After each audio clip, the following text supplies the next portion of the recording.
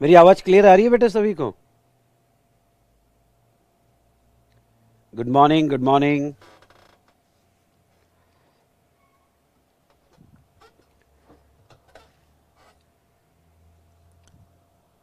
तो चलिए, अगर सबसे पहले तो एक छोटी सी अनाउंसमेंट। कोई भी स्टूडेंट ये लेक्चर जो है फर्स्ट टाइम देख रहा होगा, तो बेटा ये हमारी चैप्टर वाइज रिवीजन सीरीज है।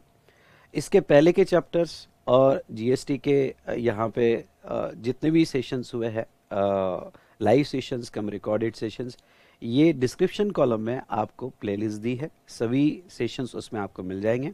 ये चैप्टर वाइज रिवीजन सीरीज में नोट्स आपको कैसे मिलेगी, इसके लिए आपको हमारे वी स्मार्ट एकेडमी के पोर्टल पे कैसे लॉगिन करना है, मैंने लेक्चर 00 और लेक्चर 01 में अच्छे से एक्सप्लेन किया हुआ है।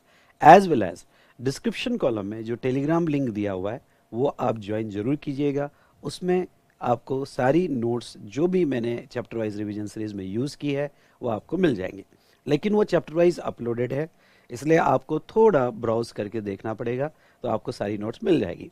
और एक बार हमारा चैप्टर वाइज रिवीजन सीरीज खत्म हो जाता है तो उसके बाद में मैं एक गूगल ड्राइव की लिंक बना के सारे उसमें चैप्टर्स अपलोड कर दूंगा, क्योंकि मैं यहाँ पे जो है ये जो नोट्स है मैं डेली बेसिस पे बना रहा हूँ, या ये चार्ट्स को डेली बेसिस पे अपडेट कर रहा हूँ।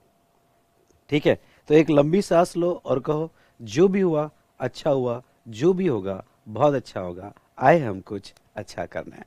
चलिए आगे बढ़ते हैं। यहाँ पे हमने इनपुट टैक्स क्रेडिट और इनपुट टैक्स क्रेडिट में यहाँ पे जस्ट अ मिनट,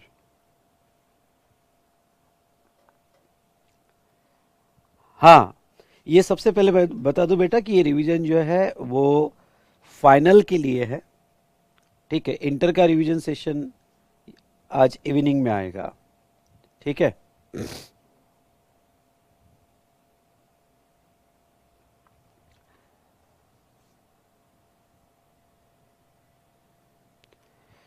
चलिए स्टार्ट करें। यस और नो? हाउस द जोश? कहिए हाय सर।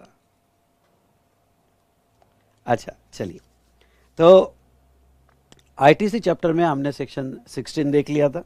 उसके बाद में यहाँ सेक्शन 17(5) ब्लॉक क्रेडिट की सारी प्रोविजंस देख ली थी।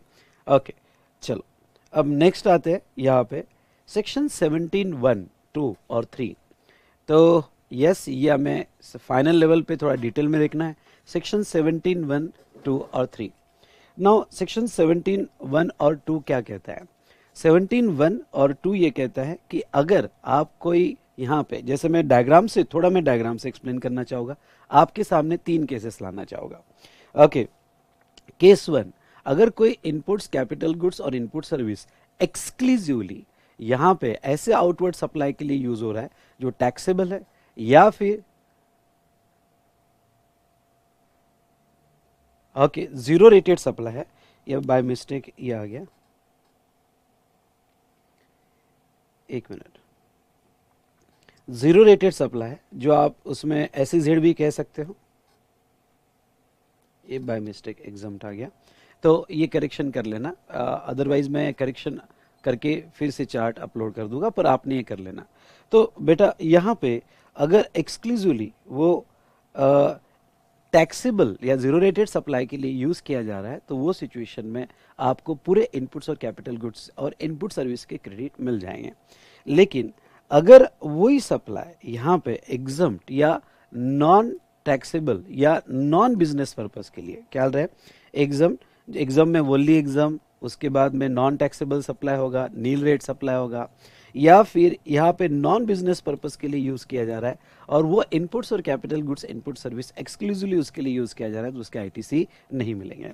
ये तो कोई प्रॉब्लम नहीं, ये तो क्लियर है। लेकिन आपको सामने चैलेंजेस कब आते हैं? आपके सामने चैलेंजेस जब आते हैं जब ओके कॉमनली पार्ट होगा। देखो एक ये डायग्राम देखिएगा तो आपको बहुत अच्छा समझेगा। ओके, बहुत सी बार ऑर्गेनाइजेशन में ऐसा होता है कि आपके 2 टाइप के सप्लाई होते हैं, may be in a same branch, in different branch, okay under same GST। समझ लो महाराष्ट्र में मेरी 1 से ज़्यादा ब्रांचेस है, या तो कहीं टैक्सेबल सप्लाई है, कहीं एग्जाम सप्लाई है, या फिर एक ही ब्रांच में जैसे वी स्मार्ट एकेडमी ले लो, वी स्मार्ट एकेडमी में हम ट्रेनिंग कोचिंग सर्विसेज देते हैं, साथ साथ में बुक सेल भी करते हैं। तो हमारा एग्जाम सप्लाई भी है और टैक्सेबल सप्लाई भी है। तो वो सिचुएशन में यहाँ पे क्रेडिट अलोकेशन कैसे होता है, जो inputs capital goods input service exclusively use हो रहा है टैक्सेबल के लिए, उसके क्रेडिट तो मिल जाएंगे, 100% मिल जाएंगे। जो आप ट्रेस करते हो input capital goods input service और वो एक्सक्लूसिवली एग्जम्प्ट या नॉन बिजनेस पर्पस के लिए, तो उसके आईटीसी आपको नहीं मिलेंगे, ये तो क्लियर है। लेकिन what about common input service और कॉमन कैपिटल गुड्स, इसको कैसे हम अलोकेट करें, क्योंकि सिंगल बिल है, गुड्स का नेचर ऐसा है कि वो कॉमनली यूज होता है और फिर सेपरेट होता है, या सिंगल बिल में परचेस होता है। तो ऐसे सिचुएशन में उन्होंने अलोकेशन मेथड जो दी है वो रूल 42 और 43 में दी है, और फाइनल लेवल में हमें ये बहुत डिटेल में डिस्कस करना है।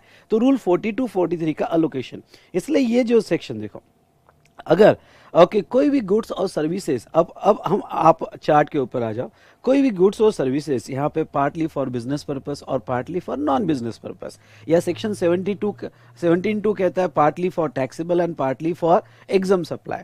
तो वो केस में ये प्रोविजन कहती है, 17(1) कहता है कि जो क्रेडिट अलोकेटेड है फॉर बिजनेस पर्पस उसके आईटीसी आपको मिल जाएंगे, और जो क्रेडिट एक्सक्लूसिवली टैक्सेबल सप्लाई के लिए है उसके आईटीसी आपको मिल जाएंगे। लेकिन अगर कोई कॉमनली यूज हो रहा है, सुनिएगा, अगर कोई कॉमनली यूज हो रहा है और आप बाइफरगेट डायरेक्टली नहीं कर सकते, एक्सक्लूसिव नहीं पता चल रहा है, common input capital goods input service जो नॉन बिजनेस या एग्जाम के लिए और टैक्सेबल या बिजनेस के लिए यूज हो रहा है, तो उसका अलोकेशन जो है उन्होंने यहां पे दिया हुआ है। रूल 42 और 43। अब रूल 42 और 43 पढ़ने के पहले मैं आपको थोड़ा यहां पे exempt supply in the context of section 73 आपको कैसे लेना है।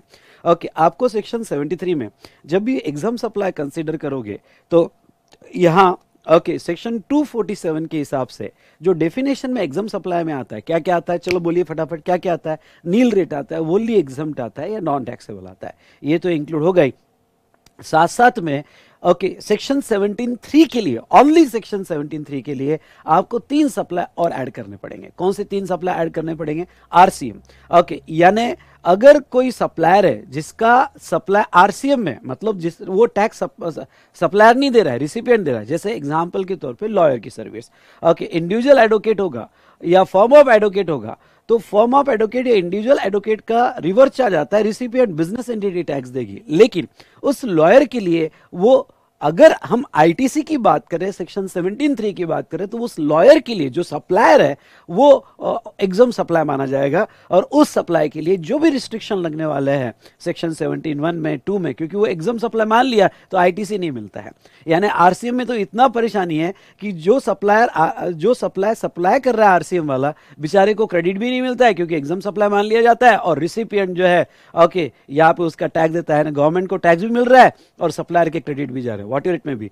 ट्रांजैक्शन इन सिक्योरिटीज, देखो सिक्योरिटीज ट्रांजैक्शन जो है गुड्स और सर्विस के डेफिनेशन में नहीं आते हैं, लेकिन स्पेशली फॉर सेक्शन 17(3) के लिए उन्होंने ये कहा है कि ट्रांजैक्शन इन सिक्योरिटीज ये एग्जाम सप्लाई कहा जाएगा। इसलिए आपके दिमाग में कंफ्यूजन आ सकता है कि सर ये गुड्स के डेफिनेशन में नहीं आता है, सर्विस के डेफिनेशन में नहीं आता है, फिर इसको सप्लाई कैसे बोला गया? बोला गया यार 17(3) के लिए बोला गया, उनके कुछ ऑब्जेक्ट है, इसके पीछे पर्पज है। उसके बाद में ट्रांजैक्शन इन सिक्योरिटीज, ये एग्जाम सप्लाई कहा जाएगा, मतलब आप खुद सिक्योरिटीज ट्रांजैक्शन कर रहे हो, ब्रोकर कर रहा है, एक्सेट्रा है, और उसकी वैल्यू कितनी ली जाएगी? तो 1% ऑफ सेल्स वैल्यू, उतने प्रोपोर्शनल वैल्यू का आपको आईटीसी नहीं दिया जाएगा।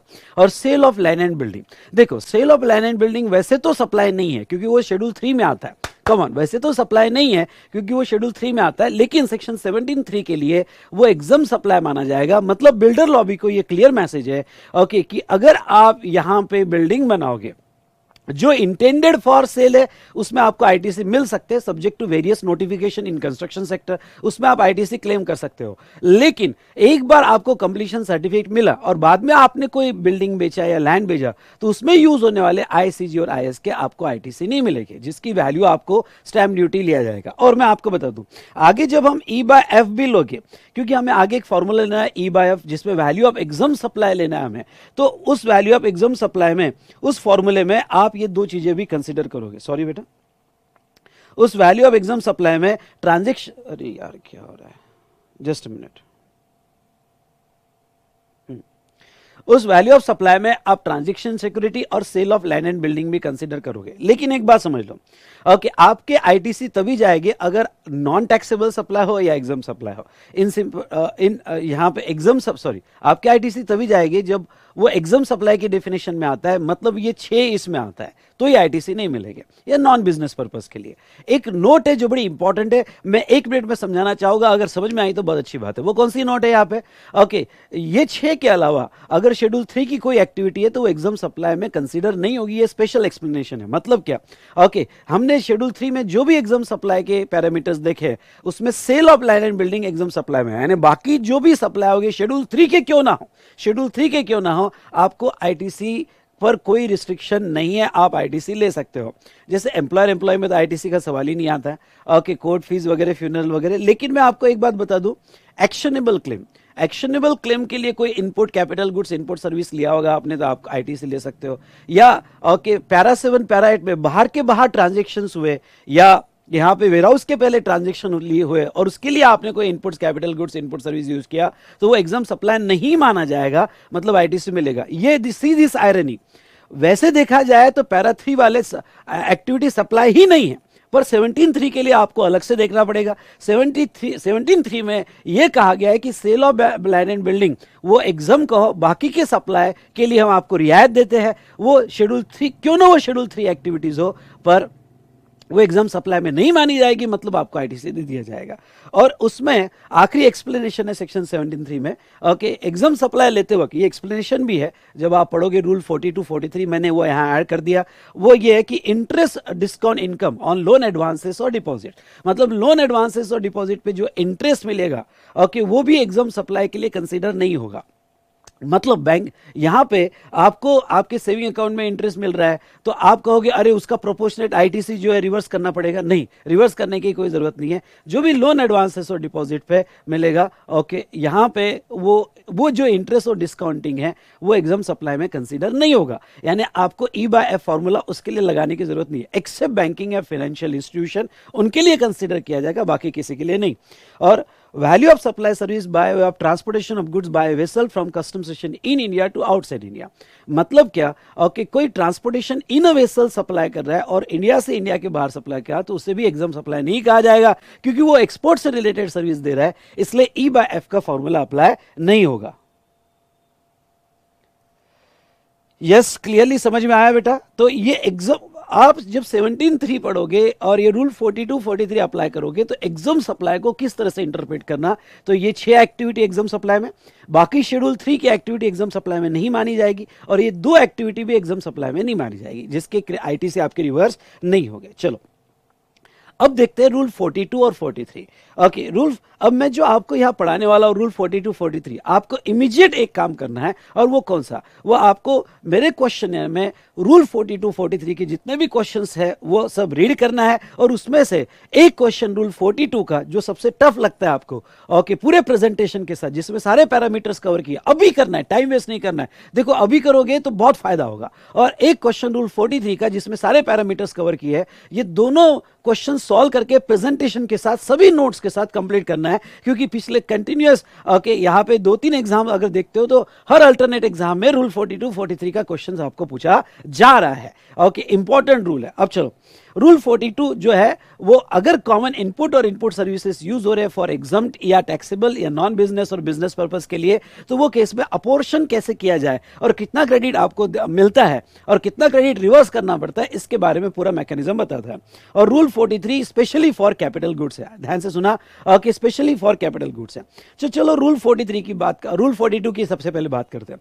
रूल 42 में यहां पे बैकवर्ड अप्रोच यूज किया है, ध्यान सुनना, रूल 42 में बैकवर्ड अप्रोच यूज किया है, तो रूल 43 में फॉरवर्ड अप्रोच यूज किया हुआ है, ओके, फॉर क्रेडिट अलोकेशन। ठीक है, तो अब बैकवर्ड अप्रोच यूज किया है का मतलब क्या? ओके, अब इसमें मैं शॉर्ट फॉर्म जो भी यूज कर रहा हूं यहां पे मैंने बता दिया। आईटी मतलब इनपुट टैक्स, आई मतलब इनपुट्स, आईएस मतलब इनपुट सर्विस, सीजी मतलब कैपिटल गुड्स। क्लियर? तो अब यहां पे बैकवर्ड अप्रोच क्या? ओके, ये कहते हैं कि जो भी आपके आईटीसी अपडेट हो गए, ओके, आईटीसी अपडेट हो गए पहले जीएसटीआर 2A में, अभी जीएसटीआर 2B में, तो अब जो भी आपके इस मंथ के सारे आईटीसी अपडेट हो गए, फिर वो ब्लॉक क्रेडिट के हो, फिर नॉन बिजनेस के हो, एक्सक्लूसिव हो, कॉमन हो, सब सब सब सब जो भी अपडेट हुए हैं उसको कह दो टी। ओके, तो total input tax on input plus input service, पहले टोटल ले लो भाई। ओके, बैकवर्ड कैसे, पहले टोटल ले लो और फिर बाद में हम उसमें से लेस करते जाएंगे, ये बैकवर्ड अप्रोच है। ओके, तो आप जब प्रॉब्लम सॉल्व करोगे तो प्रॉब्लम सॉल्व करते वक्त आपका व्यू क्या होना चाहिए, सबसे पहले टोटल ले लिया, फिर अगर एक ही जीएसटी दिया होगा, देखिए जीएसटी, अगर C GST, S GST, I GST हो गया तो 3 कॉलम बना लो। ओके, पहले टोटल, उसके बाद में स्टेप बाय स्टेप।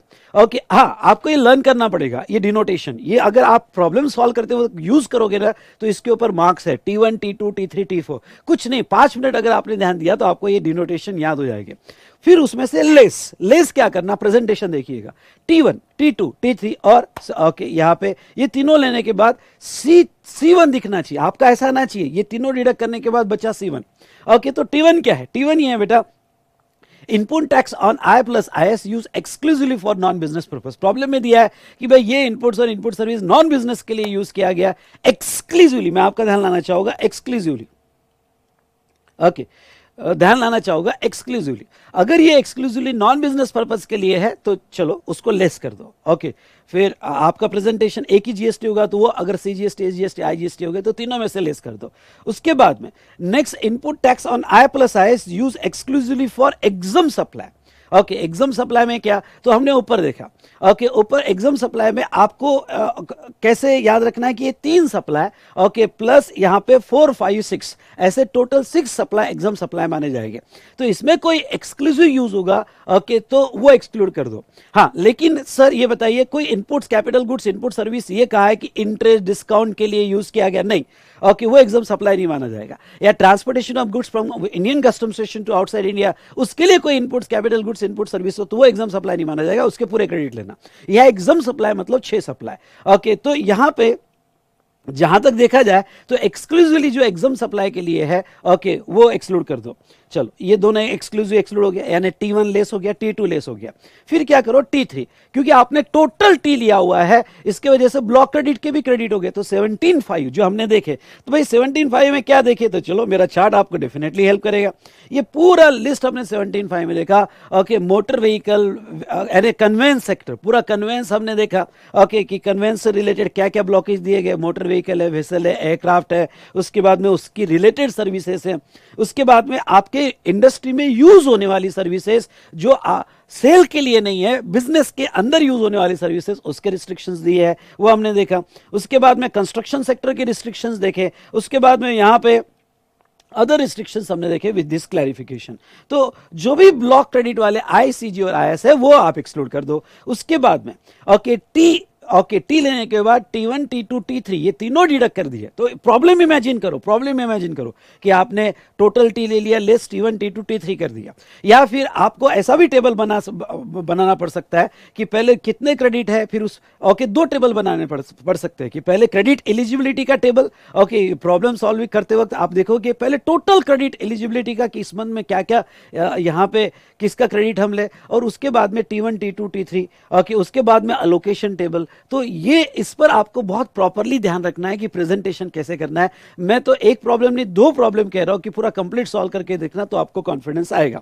और एग्जाम के पहले दिन भी स्पेशली ये एरिया में, अभी कह रहा हूं ये एरिया में आपको एटलीस्ट एक प्रॉब्लम तो भी सॉल्व करके देखना है पूरा कंप्लीट। चलिए, फिर ये आ गया, यहां पे हम बात करें T3 ब्लॉक क्रेडिट डिडक्ट हो गया, बचा क्या, C1 remaining ITC credited to electronic credit ledger. अब लॉ क्या कहता है कि ये आप सब कैलकुलेशन आपके एक्सेल में कर लो, और आप जो है इलेक्ट्रॉनिक क्रेडिट लेजर में बाकी का आईटीसी ट्रांसफर कर दो। मतलब आप जब जीएसटीआर 3B फाइल करोगे तो 3B में ये तीनों डिडक्ट करने के बाद इतना आईटीसी ट्रांसफर कर लो। अब मेरे सामने क्या प्रॉब्लम है, मेरे सामने है कि एक्सक्लूसिव वाला मैंने एक्सक्लूड कर दिया, ब्लॉक क्रेडिट वाला मैंने एक्सक्लूड कर दिया, लेकिन अब जो रिमेनिंग है, जो C1 कहा जाएगा, ये रिमेनिंग में क्या क्या है, रिमेनिंग में 2 चीजें हैं, जो एक्सक्लूसिवली टैक्सेबल के लिए वो भी है, प्लस कॉमन वाले भी है। हाँ, तो गवर्नमेंट कहती है ले लो कॉमन वाले भी ले लो। जो कॉमन वाले हैं वो भी ले लो, और जो एक्सक्लूसिव टैक्सेबल के लिए वो भी ले लो, और वो इलेक्ट्रॉनिक क्रेडिट लेजर को ट्रांसफर कर लो जीएसटीआर 3B में, आप क्लेम कर दो, बस खत्म। चलिए, अब फिर नेक्स्ट स्टेप क्या करो, आपने क्रेडिट तो ले लिया, क्रेडिट लेजर को ट्रांसफर हो गया, अब क्या करना है आपको, अब आपको आपके एक्सेल में एक बैकवर्ड कैलकुलेशन, मतलब आपको एक कैलकुलेशन करना है, वो है कि जो क्रेडिट एक्सक्लूसिवली टैक्सेबल के लिए है उसके तो आपको मिलने वाले हैं, exclusively taxable including zero rated supply, उसके तो आपको मिलने वाला है, तो वो अलग कर दो। ओके, मतलब वो तो क्रेडिट लेजर को जा चुके, अगर वो क्रेडिट लेजर को जा चुके तो ठीक है, सिर्फ आप अपने बैक कैलकुलेशन में उसको अलग करो। मतलब क्या, अब जो बचेगा, यानी आपका टेबल इमेजिन करो, C1 निकल गया, लेस क्या, तो जो टैक्सेबल के लिए वो लेस कर दो, तो बचेगा क्या, C2। तो ये जो C2 बचेगा ना, ये C2 जो रहेगा ये प्योरली कॉमन क्रेडिट रहेगा, जिसका अलोकेशन आपको करना है। इसलिए मैं इसको बैकवर्ड अप्रोच कहता हूं। टोटल पहले एक्सक्लूसिव वाले एक्सक्लूड कर दिए, फिर इसमें से टैक्सेबल एक्सक्लूड कर दिया, ये हमारे बैक कैलकुलेशन है। और जो है यहां पे बचा कॉमनली, यानी ये हुआ एग्जाम टैक्सेबल या बिजनेस नॉन बिजनेस का निकल गया हमारा। अब यहां पे अब इसका अलोकेशन कैसे किया जाएगा C2 का, बहुत सिंपल है बेटा, बहुत सिंपल है। यहां पे C2 का अलोकेशन कैसे किया जाएगा, तो C2 का अलोकेशन उन्होंने दिया D1 D2 और फिर C3। अब वो देखो क्या कहते हैं, सबसे पहले D1 कैसे कैलकुलेट करना है, डिनोटेशन याद रखना पड़ेगा। Credit attributable to exempt supplies कैसे निकल, तो वो फॉर्मूला देते हैं D1 equals to E/F into C2। Okay, अब E यानी क्या, value of exempt supply during tax period. आपका टैक्स पीरियड मंथ होगा तो मंथ, क्वार्टर होगा तो क्वार्टर, तो आपका जो भी टैक्स पीरियड होगा, तो ऐसे सिचुएशन में यहां पे वैल्यू ऑफ एग्जाम सप्लाई, यानी एग्जाम सप्लाई हमने क्या क्या देखा था, हमने एग्जाम सप्लाई देखा था कि ये 6 सप्लाई, ये 6 सप्लाई की वैल्यू आपको लेनी है। ओके, अगर आप बिल्डर हो तो जो कंप्लीटेड बिल्डिंग सेल किया, लैंड सेल किया, उसकी भी वैल्यू आपको लेनी है, जो स्टैम्प ड्यूटी वैल्यू आपकी होगी। ओके, सिक्योरिटीज में ट्रांजेक्शन कर रहे हैं तो आपको 1% वैल्यू लेनी पड़ेगी,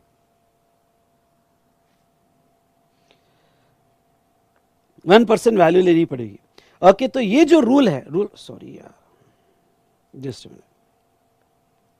ओके, सेक्शन 42 नहीं बेटा, रूल 42 यहां पे हमें देखना है।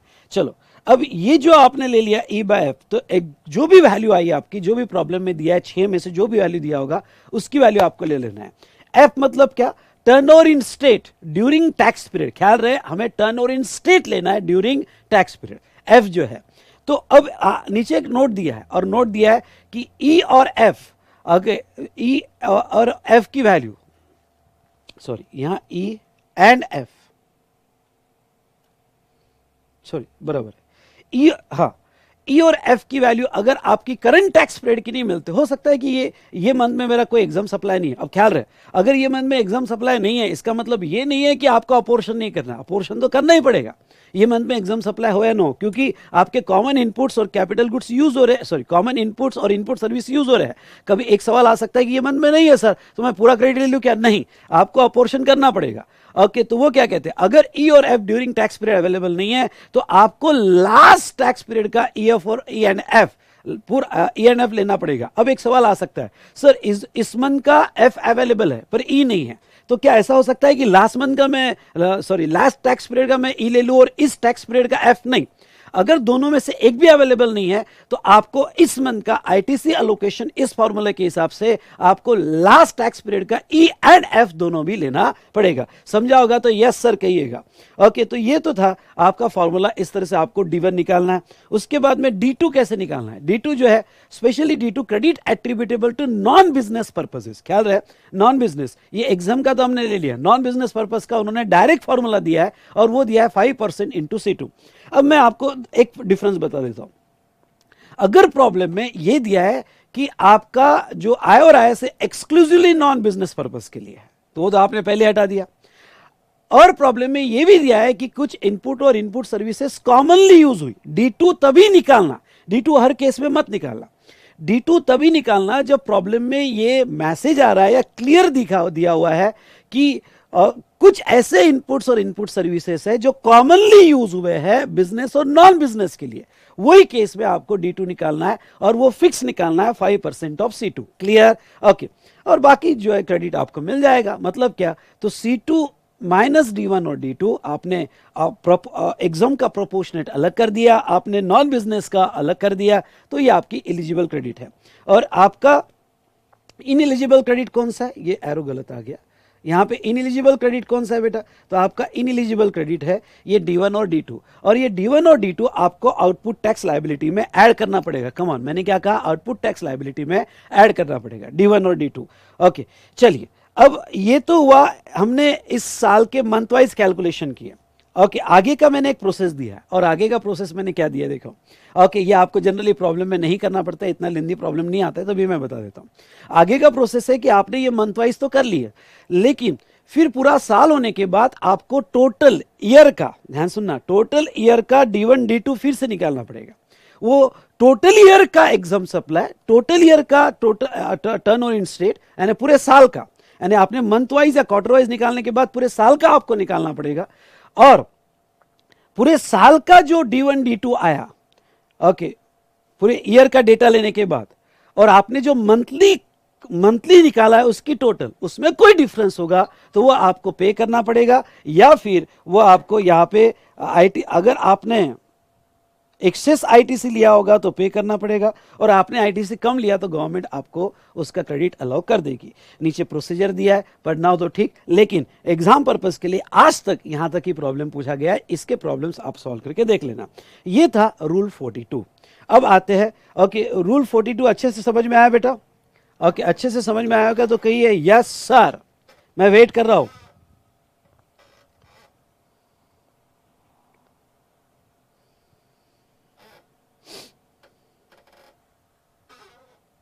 Just a minute.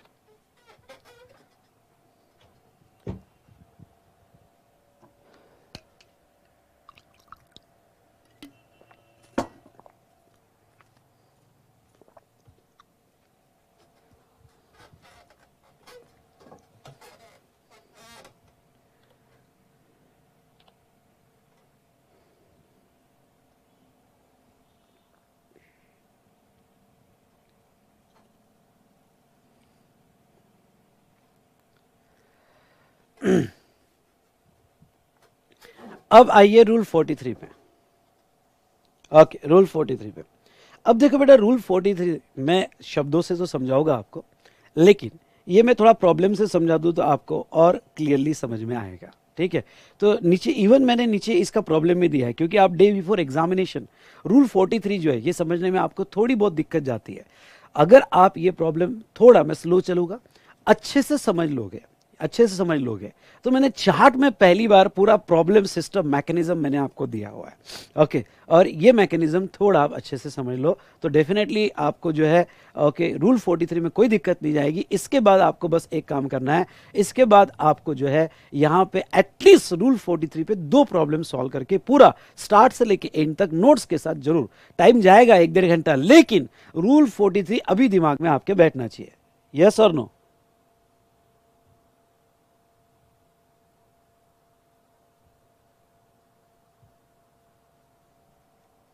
ठीक है, हाँ एक बात बता दूं बेटा, एक्चुअली ये सिर्फ कैलकुलेशन वाला है, यानी आपको कैलकुलेशन बता के करना है, यानी ये पोर्टल पे इसकी C3 की कोई एडजस्टमेंट करने की जरूरत नहीं है। आप ऑलरेडी इलेक्ट्रॉनिक क्रेडिट लेजर में क्रेडिट ले चुके हो, सिर्फ आपको D1 D2 रिवर्स करने पड़ते हैं। ये C3 पोर्टल पे कुछ भी नहीं करना पड़ता है। C3 जो है बेटा, ये जस्ट अगर किसी ने पूछा मैनेजमेंट ने कि भाई आपको नेट क्रेडिट कितना मिला, तो उसके कैलकुलेशन के लिए पोर्टल पे आपको कुछ भी करने की जरूरत नहीं है। चलिए आ जाइए अब रूल 43 का प्रॉब्लम पे। ओके उसके बाद में मैं आपको जो है यहाँ पे चार्ट समझा के देता हूँ, और फिर आपका काम बनता है कि आप प्रॉब्लम सॉल्व करोगे। देखो मैं हमारा रिलेवेंट मंथ लूंगा अगस्त, हमारा रिलेवेंट मंथ है अगस्त, टैक्स पीरियड है, समझ लो आपको अगस्त का डेटा दिया हुआ है, अगस्त का डेटा दिया हुआ है, ये हमारा टैक्स पीरियड है। अगस्त का टर्नओवर आपको एग्जाम सप्लाई का 30 लाख और टैक्सेबल सप्लाई का 80 लाख और 120 लाख टोटल यहां पे दिया हुआ है। चलिए डन।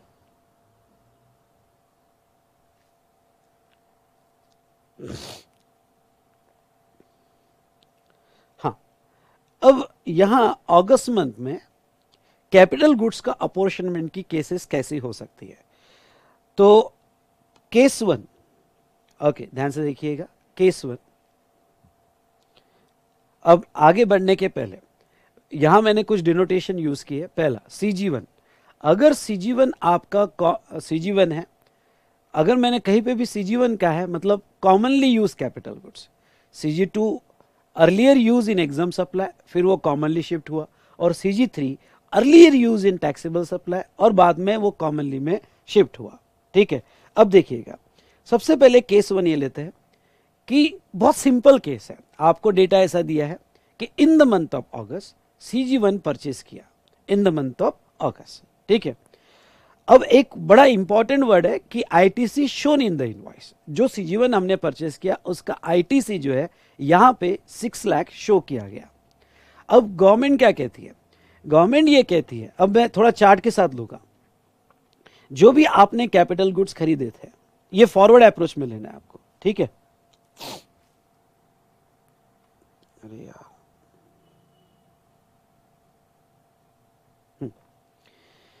ये आपको फॉरवर्ड अप्रोच में लेना है। मतलब क्या, अब यहां पे ऐसा नहीं लेना है कि टोटल टी फिर माइनस, नहीं, सीधा सीधा कैपिटल गुड्स के बिल देखना है।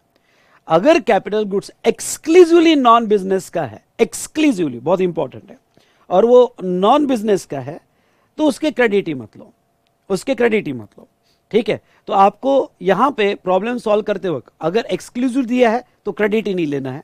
जो नॉन बिजनेस या एग्जाम या नॉन बिजनेस और एग्जाम कॉमन करके दे दिया तो उसका ITC क्लेम ही मत करो।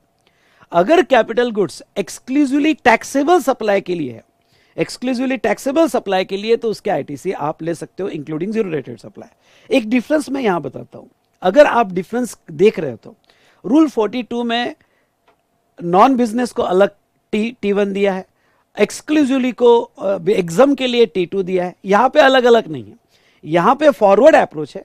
अगर कोई कैपिटल गुड्स नॉन बिजनेस या एग्जाम के लिए तो क्रेडिट मत लो, क्लियर कह दिया, जिसके लिए स्मॉल a उन्होंने डिनोटेशन दिया है। उसके बाद में जो टैक्सेबल के लिए एक्सक्लूसिव है, जीरो रेटेड सप्लाई के लिए एक्सक्लूसिव, उसके क्रेडिट ले लो। तीसरा, यहां पे T3 जो दिया था वो इसके लिए दिया था कि I और IS अगर ब्लॉक क्रेडिट वाले होगे तो उसको भी लेस करो, क्योंकि वो बैकवर्ड अप्रोच से चल रहा था। यहां हम फॉरवर्ड अप्रोच ले रहे हैं, इसलिए उन्होंने ये सोचा कि मैं क्यों यहां पे दूं कि कैपिटल गुड्स जो ब्लॉक क्रेडिट है, हम फॉरवर्ड अप्रोच से जा रहे हैं। तो ऐसे केस में अगर कोई कैपिटल गुड्स ब्लॉक क्रेडिट में आता होगा, मोटर व्हीकल ले लो, ब्लॉक क्रेडिट में आ रहा होगा तो उसके क्रेडिट वैसे भी नहीं मिलेंगे, क्योंकि हमने अप्रोच फॉरवर्ड लिया है। इसलिए यहां पे ब्लॉक क्रेडिट के बारे में कुछ भी नहीं कहा है, क्योंकि वो ऑलरेडी आपको नहीं लेना है, वहां बैकवर्ड अप्रोच था रूल 42 में, इसलिए कहा गया था। क्लियर। अब आगे बढ़ते हैं यहां पे नेक्स्ट। अब जो भी आपका कैपिटल गुड्स बचेगा स्मॉल c में, वो कैपिटल गुड्स कॉमन ही रहेगा, क्योंकि आपने एग्जाम के लिए एक्सक्लूड कर दिए, टैक्सेबल के लिए एक्सक्लूड कर दिए, तो जो कैपिटल गुड्स रहेगा वो कॉमन ले लेगा। तो ये कॉमन पर अब नीचे प्रॉब्लम दिया है मैंने, ये कॉमन पे दिया है कि ये कॉमन का कैसे करना। ये कॉमन जो कैपिटल गुड्स है इसमें कुछ डिनोटेशंस जो है बड़े इंपॉर्टेंट है। एक कैपिटल ए जो credit of that tax period लिया जाएगा,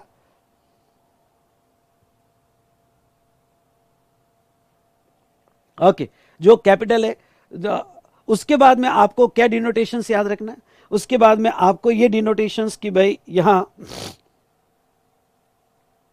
TC, ओके, डिनोटेशन याद करो, TC, ओके, जस्ट याद करो, फिर TM, तो आपको कैपिटल ए TC, सॉरी ये मैं समझाऊंगा आपको एक बार फिर, TC TM और उसके बाद में TE, ओके, TE क्या रहता है, E/F। चलो इस डिनोटेशन के साथ ये एग्जांपल समझाना चाहूंगा। इन द मंथ ऑफ अगस्त, मैं 3 केसेस ले रहा हूं, ये अगस्त की 3 केसेस है। अब देखो पहली केस क्या कि भाई कोई शिफ्टिंग नहीं हुआ, मतलब पहले एग्जाम से कॉमन में आया, टैक्सेबल से कॉमन में आया, नहीं, सिंपल प्रॉब्लम है। इस मंथ में मैंने CG1 खरीदा, वो CG1 जो कॉमन है, जो एक्सक्लूसिव है पहले ही हटा दिया, जो कॉमन है वो CG1 यहां पे ले रहा हूं। उसके बाद में यहां पे वो CG1 के इनवॉइस में GST 6 लाख था, इसलिए मेरा क्रेडिट भी 6 लाख। तो जो आपको कॉमन कैपिटल गुड्स का इस टैक्स पीरियड में क्रेडिट मिलना है पर मशीन वाइज, उसको A बोलो। तो एक ही मशीन खरीदी, अगर आपकी 2 मशीन होती तो 2 A होते, 3 मशीन होती तो 3 A होते, और वो तीनों A की टोटल TC होती। ओके, तो अभी तो एक ही मशीन खरीदा, तो A जो रहेगा मशीन 1, मशीन 2, टेबल भी इमेजिन करो, मशीन 1, मशीन 2, मशीन 3, अभी एक ही मशीन है, तो मैंने यहां पे जो है 6 लाख ले लिया। अब जो लॉ क्या कहता है, इवन दो ये कैपिटल गुड्स कॉमनली यूज हो रहा है, transfer to electronic credit ledger, avail full ITC, पूरा ITC ले लो, ओके। और ये कैपिटल गुड्स की यूजफुल लाइफ 5 ईयर्स अज्यूम करो। तो ये रूल 43 में जब भी आप सॉल्व करोगे तो कैपिटल गुड्स की लाइफ आपको 5 ईयर्स अज्यूम करना है, ठीक है, ओके। तो ये जो 6 लाख रुपए मैंने इलेक्ट्रॉनिक क्रेडिट लेजर को ट्रांसफर कर दिया, इसे टीसी कहा जाता है, यानी जो आप इलेक्ट्रॉनिक क्रेडिट लेजर को ट्रांसफर करते हो। ओके, यहां पे प्लस जो स्विचिंग का होता है, स्विचिंग का मैं बाद में लूंगा, तो उसको टीसी निकालना पड़ता है। तो जो ए है, आपने इलेक्ट्रॉनिक क्रेडिट लेजर को ट्रांसफर कर दिया, और टोटल ऑफ ए ये बनता है TC plus switching. Plus sir, ये प्लस स्विचिंग क्या, थोड़ा बताता हूं। तो टोटल ऑफ ए जो क्रेडिट लेजर को जा रहा है प्लस स्विचिंग का जो आएगा वो उसको कहा जाता है टीसी। तो अभी हमारा टीसी 6 लाख ही है। फिर आप निकालो टीएम। टीएम तो कैपिटल गुड्स की यूजफुल लाइफ आपने कितनी अज्यूम की है? ओके, तो कैपिटल गुड्स के लिए आपने लाइफ कितनी अज्यूम की है? 5 years, मतलब 60 months। तो ये जो 6 लाख है डिवाइडेड बाय 60, यानी पर मंथ आपका, हाँ, सभी कैपिटल गुड्स की लाइफ आपको 5 साल इमेजिन करनी पड़ेगी, वो कम हो या ज्यादा हो। Okay, up to 5 years maximum, उससे ज्यादा नहीं। तो आपने डिवाइड बाय 60 किया, मतलब क्या पर मंथ कॉमन क्रेडिट कितना आ रहा है आपका? पर मंथ कॉमन क्रेडिट 10,000 आ रहा है। देखो, ये सब आपको आपके एक्सेल में बैकवर्ड कैलकुलेशन, मतलब ये एक्सेल में आपको अलग से कैलकुलेशन करने पड़ेंगे। क्रेडिट लेजर को तो आपने 6 लाख दे दी, इस मंथ में आप 6 लाख का क्रेडिट यूज कर सकते हो। ओके, जहां तक पोर्टल की बात है 6 लाख का क्रेडिट यूज कर सकते हो। ये आप जो कैलकुलेशन कर रहे हो बैक ऑफिस कैलकुलेशन कर रहे हो, तो ये 10,000 पर मंथ आया। अब यहां पे वो क्या कह रहे हैं, वो यहां पे ये कह रहे हैं कि ये जो 10,000 पर मंथ आया तो मंथली आपसे कुछ दिया जाएगा। मतलब वो ये कह रहे हैं कि अगस्त में जो है हम आपको पूरा क्रेडिट दे देंगे कॉमन कैपिटल गुड्स का, लेकिन उसके आगे 5 साल यानी 60 मंथ हम आपसे कुछ लेते जाएंगे। आपको कुछ पे करना पड़ेगा। कितना पे करना पड़ेगा? तो आपको टी पे करना पड़ेगा। टी कैसे निकाला जाएगा? आपको टी कैसे निकाला जाएगा? तो देखिए, टी वो ये कहते हैं कि जो आपने टीएम निकाला 10,000 रुपए पर मंथ के हिसाब से अगले 60 मंथ के लिए, तो ये जो टीएम आया, तो टीएम इंटू ई बाय एफ। तो हर मंथ का जो ई बाय एफ रहेगा, जैसे अगस्त मंथ का ई बाय एफ क्या था, तो अगस्त में आपका टर्नओवर था ओके एग्जाम सप्लाई का 30 और टैक्सेबल सप्लाई का 80, यानी टोटल कितना था? 120 lakhs। ओके, ये तो अगस्त का बायफरगेट हुआ। तो 30 इंटू 30 डिवाइडेड बाय 120, तो आपका अगस्त का पेमेंट लाइबिलिटी 2,500 आएगा। ओके ओके, पेमेंट लाइबिलिटी ये आप आईटीसी से रिवर्स कर सकते हो। एक डिफरेंस बता देता हूं, यहां आपको ऊपर जो रूल 42 में है, रूल 42 में D1 D2 आप ये आईटीसी से रिवर्स नहीं कर सकते। D1 D2 आपको आउटपुट टैक्स लाइबिलिटी में ऐड करना पड़ेगा। ध्यान सुनना, ये आउटपुट टैक्स लाइबिलिटी में ऐड करना पड़ेगा। लेकिन यहां पे जो टीई आ रहा है, जो attributable to exempt supply monthly basis, तो ये जो टीई आ रहा है आपका एट्रीब्यूटेबल टू एग्जाम सप्लाई, इसके लिए पहले तो आप रिवर्स भी कर सकते हो, आपके पास बैलेंस होगा, नहीं बैलेंस होगा मंथली बेसिस पे तो आप उसको पे भी कर सकते हो। अब ये तो अगस्त का आया, ऐसा ही आपको हर मंथ का जो ई बाय एफ रहेगा वो हर मंथ के ई बाय एफ के हिसाब से 10,000 10,000 10,000 कैपिटल गुड्स का आपको वो रेशियो में हर मंथ में अगले 5 साल पे करना पड़ेगा। ओके, एक तरह का ये लोन जैसा है कि गवर्नमेंट ने आपको क्रेडिट अभी दे दिया, क्रेडिट दे दिया मतलब लोन दे दिया, और फिर प्रोपोर्शनेट एग्जाम का गवर्नमेंट मांग रही है, चलो दो दो दो दो। क्लियर समझ में आया? ये तो था सिंपल एग्जाम्पल। सर ये मंथ में कुछ अलग से पे करने की जरूरत है क्या? नहीं, आपको अलग से कुछ भी आउटपुट टैक्स लायबिलिटी में ऐड करने की जरूरत नहीं है, टीआईई निकालने की जरूरत नहीं है। सर ये क्या होता है बताता हूं। ओके, पर यहां पे आपको टीई जो है आइदर रिवर्स करो या फिर आप पे करो, जो भी है यहां पे। चलिए, ये तो हुआ केस 1। अब थोड़ा और एडवांस लेवल पे लेके जाता हूं। आपके सामने दूसरा कोई एग्जाम्पल ऐसा भी आ सकता है कि इस मंथ में हमने जो CG1 परचेस किया कॉमन कैपिटल गुड्स, मतलब एक्सक्लूसिव वाले तो अलग कर दिए, कॉमन कैपिटल गुड्स परचेस किया इन द मंथ ऑफ अगस्त, और CG2 का एक स्विचिंग हुआ है। CG2 का स्विचिंग हुआ है मतलब क्या? CG2 हमने परचेस किया था इन द मंथ ऑफ अप्रैल, 10 अप्रैल 2020 को हमने परचेस किया। 20XX ले लो, कोई भी साल ले लो, हमने पहले परचेस किया था। ओके, और ये जो CG2 हमने परचेस किया था, एक मिनट,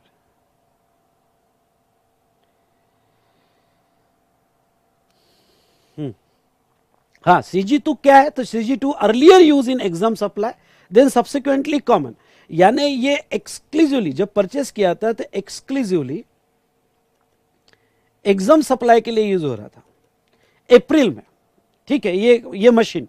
लेकिन इन द मंथ ऑफ अगस्त हमने इसको कॉमन में ले ली, हमने कॉमन मतलब एग्जाम प्लस टैक्सेबल, या फिर ऐसा हो चुका है कि हम वो मशीन से दो प्रोडक्ट बना रहे थे, ओके, पहले दोनों एग्जाम थे, अब ये मंथ से एक टैक्सेबल हो गया, मतलब वो मशीन कॉमन में आ गई। अगर वो मशीन यहां पे, ओके,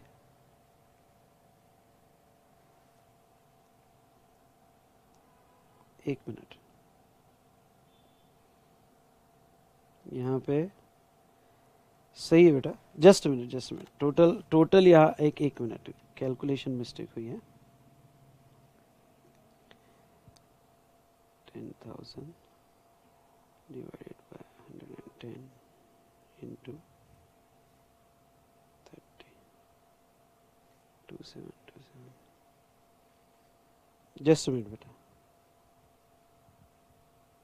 10,000 divided by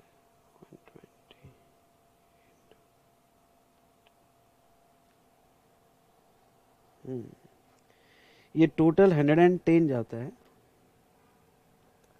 110 जाता है, 80 प्लस 30, यहाँ करेक्शन कर लेना, आपकी शीट में करेक्टेड होगा तो कोई प्रॉब्लम नहीं, नहीं तो मैंने सभी जगह वही लिया है क्या, गड़बड़ हो गई, सभी जगह वही लिया है मैंने, तो आपके शीट में थोड़ा करेक्ट कर लेना उसको।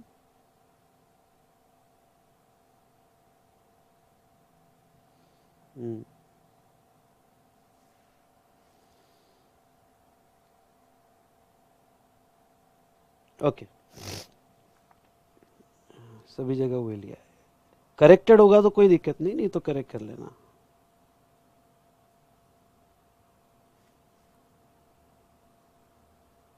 ये आएगा 2727, ये भी आएगा 2727, ठीक है, कॉन्सेप्ट समझ लो बेटा, ठीक है। चलो अब केस 2 ले लेता हूं, यहां पे भी चेंज हो जाएगा, या आपने चेंज कर लिया, करेक्टेड होगा आपकी शीट में तो हो गया, अदरवाइज मैं चेंज कर रहा हूं। चलो अब सिचुएशन 1 देखो, यहां पे 2 ए निकलेंगे, क्योंकि कैपिटल गुड्स के एक सिचुएशन है कि इस मंथ में खरीदा टैक्स पीरियड में कॉमनली 6 लाख, और एक कॉमन में आया है एग्जाम से पहले, एक्सक्लूसिवली एग्जाम था तब मैंने आईटीसी नहीं लिया था, और वो अब कॉमन में आ गया है। तो अब गवर्नमेंट कहती है कि ठीक है, अगस्त मंथ में कॉमन में आया, तो ऐसे सिचुएशन में आप उसका वो भी ए में ले लो, यानी आप अब जो है उसका आईटीसी कितना था, 4 लाख रुपीज, और 4 लाख रुपीज मैंने तब आईटीसी क्लेम नहीं किए थे, तो गवर्नमेंट कहती है ठीक है, कोई प्रॉब्लम नहीं, अभी ले लो। यानी टोटल आप इलेक्ट्रॉनिक क्रेडिट लेजर को कितना ट्रांसफर करोगे, 10 lakh, total electronic credit laser में आप ट्रांसफर करोगे 10 लाख, ठीक है, अवेल फुल आईटीसी, यानी 6 प्लस वो एग्जाम का जो भी इनवॉइस में शोन होगा वो, ठीक है। अब आपका टीसी क्या आएगा, टीसी मतलब टोटल ऑफ ए, अब ए में क्या आ गया, 6 प्लस 4, ओके, यानी आपका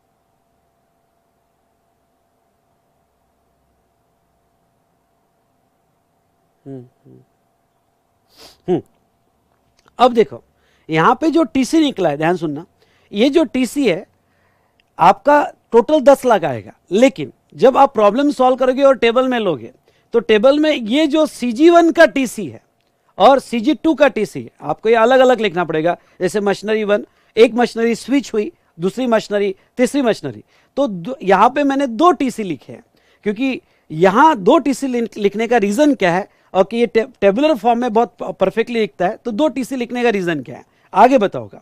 तो टीसी फॉर CG1 6 लाख हुआ, टीसी फॉर CG2 4 लाख हुआ। प्रॉब्लम इमेजिन करो, ओके, CG1 और इधर पर्टिकुलर में टीसी लिखा है, तो टीसी CG1 का टीसी 6 लाख और CG2 जो कॉमन मशीनरी अभी आई है, शिफ्ट हुई है, उसका टीसी उसके सामने 4 लाख, तो टीसी 6 और 4 आपको दिख रहा है। उसके बाद में नेक्स्ट लिखो टीएम, दोनों के टीएम आपको अलग अलग निकालने पड़ेंगे।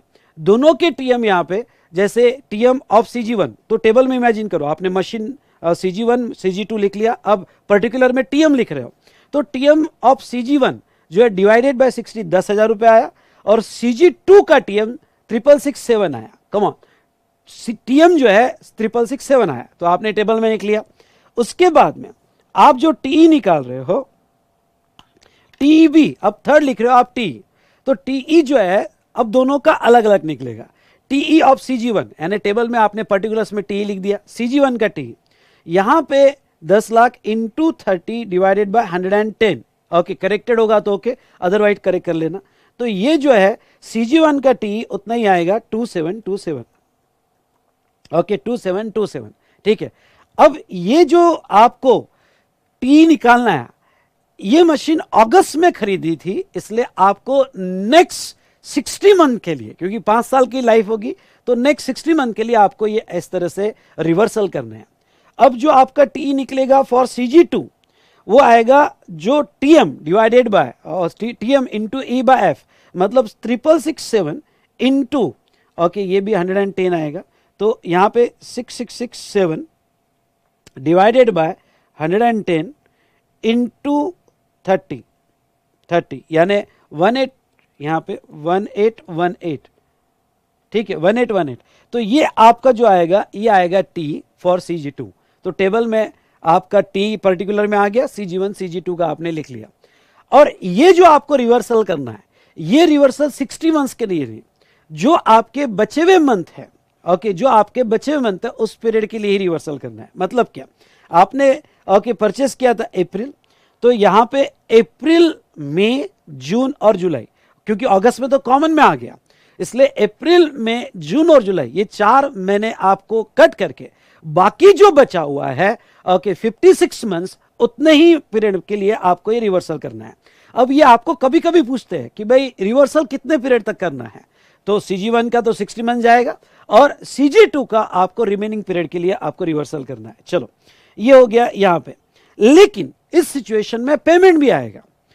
पेमेंट मतलब TIE, जिसे हम कहते हैं TIE बस एक ही केस में कैलकुलेट होता है। वो कौन से केस में कैलकुलेट होता है TIE? जब आपका स्विचिंग एक्सक्लूसिव एग्जाम से कॉमन में आ जाए, एक्सक्लूसिव एग्जाम से कॉमन में आ जाए कोई मशीनरी, तो गवर्नमेंट क्या कहती है, भाई ये 4 महीना तो हमने तो आपको पूरा क्रेडिट दे दिया, कितना 4 लाख रुपए, लेकिन ये 4 महीना जो आपका यहां पे यूज हुआ है, ध्यान सुनिएगा, ये 4 महीना जो आपका यूज हुआ है, ये किसके लिए यूज हुआ है? ओके यहां ये जो यूज हुआ है एक्सक्लूसिव एग्जाम के लिए, तो वो प्रोपोर्शनेट क्रेडिट जिसको हम TIE करेंगे, ओके फॉर दिस 4 मंथ्स हम कैलकुलेट करेंगे। तो वो देखो क्या कहते हैं, amount to be added in output tax liability, okay और कितना, तो यहां पे वो कहते हैं कैलेंडर क्वार्टर के हिसाब से। हाँ TIE आपको कैलेंडर क्वार्टर के हिसाब से निकालना है, मतलब पहला कैलेंडर क्वार्टर अप्रैल में जून, और दूसरा कब स्विचिंग हुआ, अगस्त में, यानी जुलाई और अगस्त, तो जुलाई ये पार्ट हो गया, तो ऐसे केस में आपके 2 क्वार्टर हुए, तो 5% पर क्वार्टर, ओके 5% पर क्वार्टर ऑफ दैट 4 लाख, ये आपको आउटपुट टैक्स लायबिलिटी में ऐड करना है। ख्याल रहे, ये आपको जो TE है, ये दोनों TE आपको रिवर्स करना है, आपके क्रेडिट से रिवर्स करना है, और ये जो है TIE ये आपको आउटपुट टैक्स लायबिलिटी में ऐड करना है। समझ में आया? तो यहां आपका पेमेंट लायबिलिटी आ जाएगा, क्योंकि हमने एग्जाम के आपको पूरे क्रेडिट दिए, जबकि ओके यहां पे जो आपने कुछ पीरियड के लिए किसके लिए यूज किया था, आपने एक्सक्लूसिवली एग्जाम के लिए यूज किया था, उसके क्रेडिट आपसे वापस लेने पड़ेंगे। इसलिए 5% पर क्वार्टर, और क्वार्टर कैलेंडर बेसिस पे कैलकुलेट होगा और अकॉर्डिंगली रिवर्स किया जाएगा। ओके तो ये था केस 2। उसके बाद में एक सिचुएशन और आ सकती है, ओके इसके अलावा बाकी कोई सिचुएशन नहीं आएगी। ओके क्या कि कोई ऐसी मशीन है जो आपने कॉमनली परचेस की है इस मंथ में, इन द मंथ ऑफ अगस्त, और एक मशीन है CG3 जो पहले टैक्सेबल के लिए यूज होती थी। कम ऑन, पहले टैक्सेबल के लिए एक्सक्लूसिवली यूज होती थी। जैसे कोई आपने इन द मंथ ऑफ में CG परचेस किया जो एक्सक्लूसिवली टैक्सेबल सप्लाई के लिए यूज हो रहा था। इनवॉइस में 3 लाख रुपए उसका GST था, जो आपने ITC ले लिया। कम ऑन, आपने उसका ITC ले लिया 3 लाख रुपए का। चलिए अब लॉ क्या कहता है? लॉ ये कहता है कि इस मंथ में मैं इलेक्ट्रॉनिक क्रेडिट लेजर को कितना ट्रांसफर करूंगा। अब आपके सामने दो मशीन है, CG1 CG3।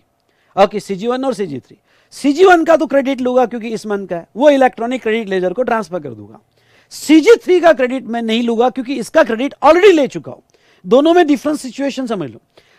केस 2 में एग्जाम का कॉमन में आया तो उसका क्रेडिट नहीं लिया था, इसलिए अभी पूरा लिया और पेमेंट करवाया, पूरा लिया और पेमेंट करवाया। यहां पे मैं जो है वो टैक्सेबल, एक्सक्लूसिवली टैक्सेबल की मशीनरी कॉमन में आई तो मैंने क्रेडिट ऑलरेडी ले चुका था, इसलिए अभी मैं कुछ भी नहीं लूंगा। मतलब मैं इलेक्ट्रॉनिक क्रेडिट लेजर को ट्रांसफर करूंगा और वो कितना ट्रांसफर करूंगा, यहां पे 6 लाख रुपए। ठीक है, ये 6 लाख रुपए ट्रांसफर करने के बाद ओके, ख्याल रहे मैंने लिया don't avail ITC of CG3 because it was already taken in the month of May. अब उसके बाद में TC, हाँ अब ख्याल रहे यहां पे TC बदल जाता है। अभी तक हमने क्या देखा, जो तुम्हारा A है,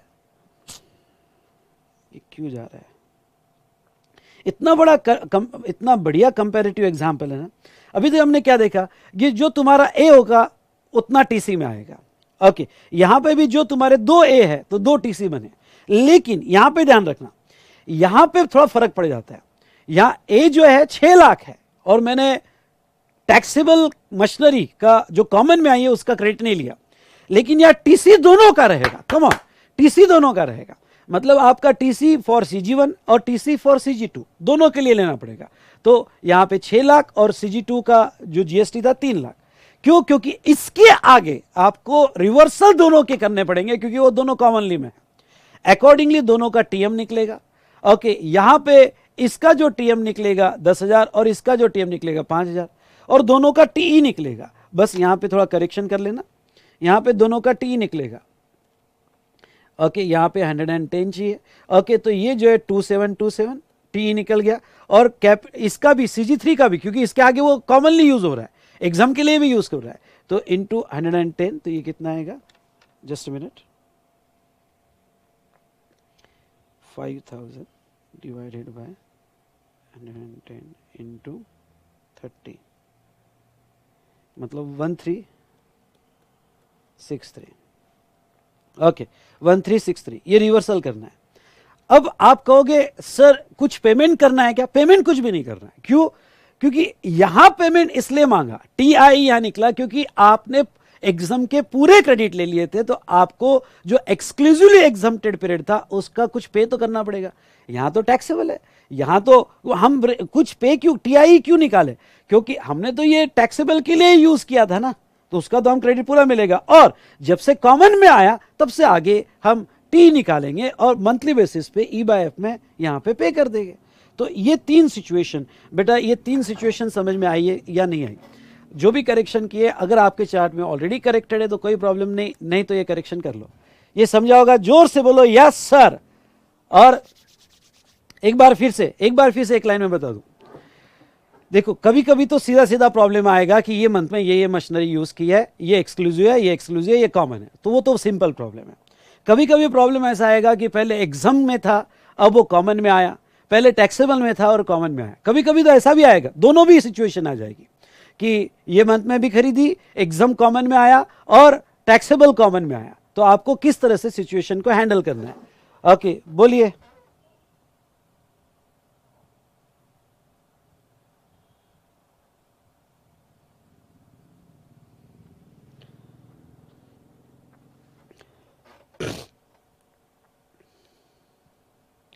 चलिए, डन।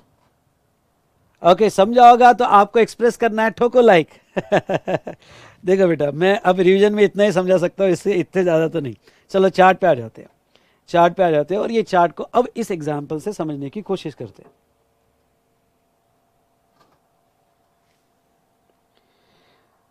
केस 3 में हाँ रिवर्सल आगे नहीं, केस 3 में भी 56 मंथ नहीं हो गए। हाँ, एक इंपॉर्टेंट पॉइंट है, केस 3 में भी ये आपको जो ये पे करना है मंथ वाइज। देखो अप्रैल में, मई जून जुलाई, हाँ बराबर है, यहाँ पे भी जो आएगा 57 मंथ्स आएंगे, 57 मंथ आएंगे, बराबर है। मई जून जुलाई 3 मंथ जाएंगे, 57 मंथ आएंगे।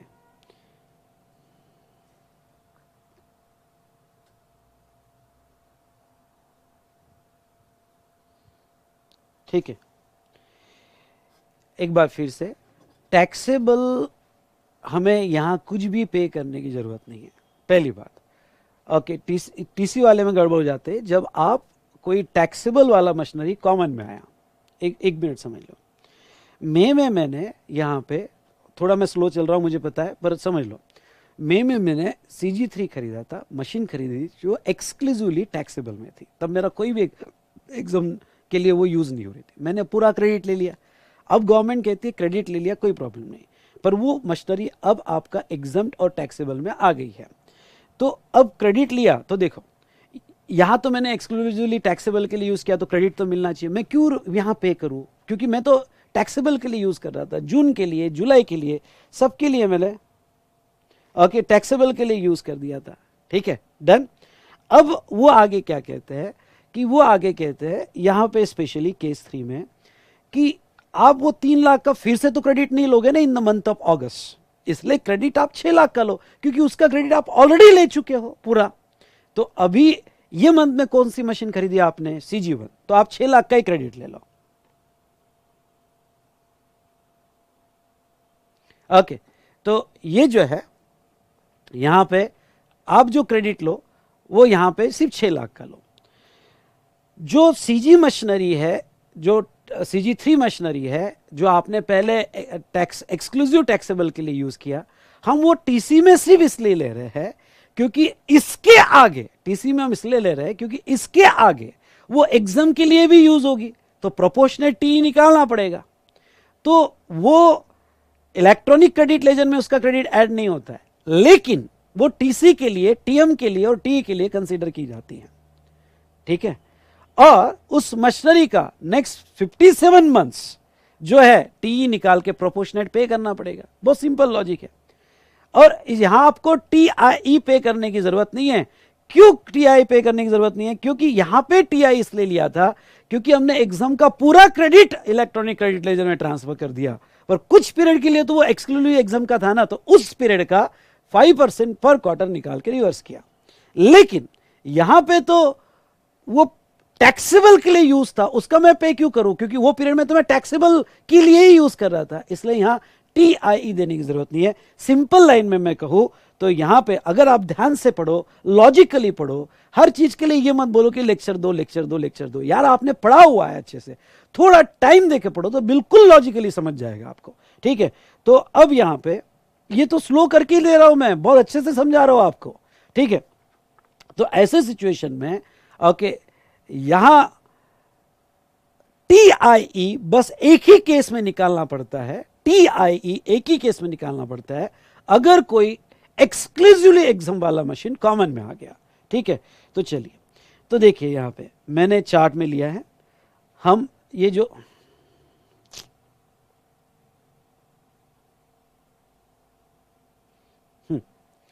अब मैं स्टेप बाय स्टेप लेता हूं। ये जो बेटा यहां पे C जो है कॉमन मशीनरीज, इसमें A जो है, A मैंने 2 पार्ट किए। Input tax on capital goods not covered under A और B, that is common capital goods. तो input tax on capital goods purchase during a month, यानी हमारा CG, और input tax on capital goods earlier covered under A but subsequently get covered under C। मतलब क्या, तो exam से common में आया इसका ये A और ये A। Life of capital goods आपको 5 साल अज्यूम करनी पड़ेगी, और इस मंथ में जो कैपिटल गुड्स खरीदा उसका इनपुट टैक्स प्लस जो एग्जाम से कॉमन में आया यानी हमारा CG2 वो, उसका टोटल क्रेडिट आप इलेक्ट्रॉनिक क्रेडिट लेजर को ट्रांसफर कर सकते हो। लेकिन अगर कोई सिचुएशन ऐसी है जो टैक्सेबल से कॉमन में आया तो उसको आप इलेक्ट्रॉनिक क्रेडिट लेजर में ट्रांसफर नहीं करोगे, पर TC निकालते वक्त आपको तीनों कैपिटल गुड्स लेना है। जो इस मंथ में खरीदे उसका TC, प्लस जो एग्जाम से कॉमन में आए उसका TC, प्लस जो टैक्सेबल से कॉमन में आए TC के लिए आपको सारे ले लेना है, लेकिन क्रेडिट ट्रांसफर करने के लिए आपको सिर्फ ये 2 ट्रांसफर करना है। और TIE कब निकालना है, अगर आपका कोई सिचुएशन ऐसा है जो एग्जाम से यानी क्लॉज A से क्लॉज C में आया, कॉमन में आया, तो ही TIE निकालना है। और वो TIE 5% पर क्वार्टर, जो कैलेंडर क्वार्टर आपको लेना है उसके बेस पे आपको निकालना है। ठीक है, अब नेक्स्ट यहां पे समझो कि ये जो टीसी निकला, ये टीसी को यहां पे टीएम निकालना है, डिवाइडेड बाय 60 करना है, बहुत सिंपल है। और उसके बाद में टी, तो ई बाय एफ के रेशियो में अब जो भी कॉमन में आ गए उसके आगे रिमेनिंग लाइफ जो होगी, रिमेनिंग लाइफ जो पीरियड होगा उसके लिए आपको उसका टी निकालना है। ओके, और यहां ख्याल रहे जो आपका टीई आएगा वो रिवर्स होगा, बैलेंस नहीं होगा तो पे होगा, लेकिन जो आपका टीआई आएगा वो रिवर्स नहीं होगा, वो आपके आउटपुट टैक्स लायबिलिटी में ही ऐड किया जाएगा। और चलिए अब तो कॉन्फिडेंस तभी आएगा बेटा ये जब आप कुछ प्रॉब्लम सॉल्व करोगे, मिनिमम 2 से 3 प्रॉब्लम स्पेशली रूल 43 पे सॉल्व करो, तो ही आपको कॉन्फिडेंस आएगा। Done, okay. चलिए, तो मैंने यहां जो है रूल 43 ले लिया है।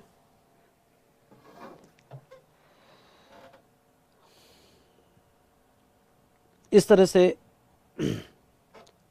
से बेटा हमारा जो है रूल सेक्शन 17 1 2 3, उसके बाद में सॉरी 4 बाकी है, 4 भी ले लेता हूँ। 4 5 तो हो गया, 17 4, हाँ ये मैंने यहाँ लिया है 17 4, राइट साइड में 17 4 बाकी वो भी ले लेता हूँ। 17 4 क्या कहता है, स्पेशली फॉर बैंकिंग और फाइनेंशियल इंस्टीट्यूशन के लिए उन्होंने ये ऑप्शन दिया है, क्योंकि बैंकिंग और फाइनेंशियल इंस्टीट्यूशन में इंटरेस्ट ये एग्जाम सप्लाई होता ही है।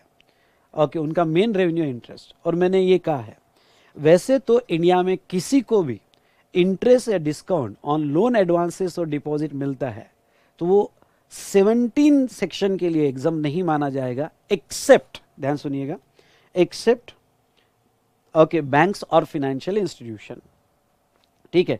लेकिन ध्यान से सुनो, बैंक और फाइनेंशियल इंस्टीट्यूशन होगा तो उनके लिए इंटरेस्ट, डिस्काउंट ये सब एग्जाम माने जाएंगे। मतलब बैंक का जैसे बहुत सा रेवेन्यू टैक्सेबल है, बहुत सा एग्जम्प्ट है, जैसा इंटरेस्ट का लेके। तो बैंकिंग सेक्टर को 2 ऑप्शन दिए हैं। कौन से 2 ऑप्शन दिए, मतलब बैंक्स, एफआई और एनबीएफसी को। ऑप्शन वन है कि भाई वो ये रूल 42 43 के फॉर्मूला लगाए, 42 43 के फॉर्मूला लगाए, और जो भी उनका D1 D2 है या इधर टीई है वो पे करे, या टीआई जो है वो पे करे। ओके, जो भी है आइदर ऑप्शन 1 लगाए या नेक्स्ट। ओके, नेक्स्ट यहां पे ऑप्शन 2 लगाए। उनके लिए सेकंड ऑप्शन बड़ा अच्छा ऑप्शन दिया, ऑप्शन 2 क्या करे, to avail every month amount equals to 50% of eligible ITC in that month and balance 50% lapse. मतलब क्या, ऑप्शन 1 नहीं लेना है तो ऑप्शन 2 में वो यहां पे सिंपल वे में जितना भी मंथ का आईटीसी होगा एक्सेप्ट ब्लॉक क्रेडिट, जितना भी मंथ का आईटीसी होगा एक्सेप्ट ब्लॉक क्रेडिट, ओके, वो यहां पे उसका फ्लैट 50% ले ले और फ्लैट 50% लैप्स करवा दे। कंडीशंस क्या है, condition for choosing option 50% availment, the said company और institute shall not avail credit of inputs और input service which are use in non business. तो जब आप 50-50 करोगे तो जो भी आपका क्रेडिट है उसमें से नॉन बिजनेस वाला आपने पहले रिड्यूस कर देना, ब्लॉक क्रेडिट वाला सेकंड ब्लॉक क्रेडिट वाला वो भी लेस कर देना। ये 2 लेस करने के बाद जो बचेगा उसका 50-50 करना है, मतलब 50 ले लिया 50 छोड़ दिया, तीनों का, इनपुट, कैपिटल गुड्स और इनपुट सर्विस का। Withdrawal, option 1 exercise shall not be withdrawn during remaining. हाँ, ये ऑप्शन अगर बैंकिंग कंपनी ने ले लिया तो फिर रिमेनिंग टैक्स पीरियड के लिए वो विड्रॉ नहीं कर सकता है। और 50% of ITC restriction shall not apply when such supplies are made between the branches. अब ख्याल रहे, अगर डीम्ड डिस्टिंक्ट पर्सन का है, जैसे बैंक की कोई ब्रांच से आया है तो जो अपने ही डीडीपी से आया है, रिलेटेड नहीं, डीडीपी से आया है, वो उसका आपको 100 मिल जाएगा, उसका आपको 100 मिल जाएगा, ठीक है। जो रिमेनिंग बचा उसका आपको 50-50 करना है। समझ लो, मेरा टोटल आईटीसी है, मैं सॉल्व कैसे करूंगा, स्टेप्स कैसे लूंगा। मेरा जो टोटल आईटीसी है, ये टोटल आईटीसी में से पहले मैं 3 लेस कर दूंगा। एक, अगर कोई नॉन बिजनेस वाला है तो लेस कर दिया, ब्लॉक क्रेडिट वाला है वो लेस कर दिया, प्लस मेरे डीडीपी का है तो वो भी लेस कर दिया। वो तीनों लेस करने के बाद जो बचा उसका 50-50 डिवाइड होगा, 50 क्रेडिट मिल जाएगा, 50 लैप्स हो जाएगा। अब जो मैंने मेरे डीडीपी का अलग किया है उसका मुझे 100 मिल जाएगा, 100% आईटीसी मिल जाएगा। तो ये था बेटा रिगार्डिंग टू यहाँ पे 17.4। ठीक है, तो ये हमने देखा इस तरह से हमने यहाँ कंप्लीट किया 17.4। अच्छे से समझ में आया आपको? यस और नो?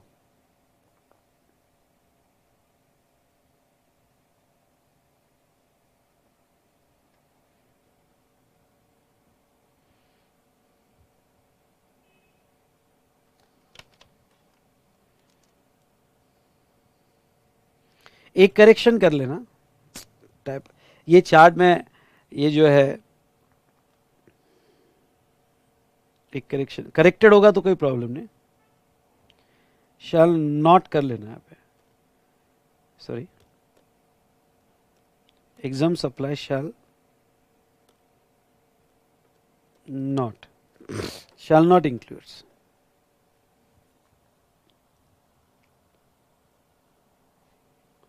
चलो थोड़ा टफ था पर ओके।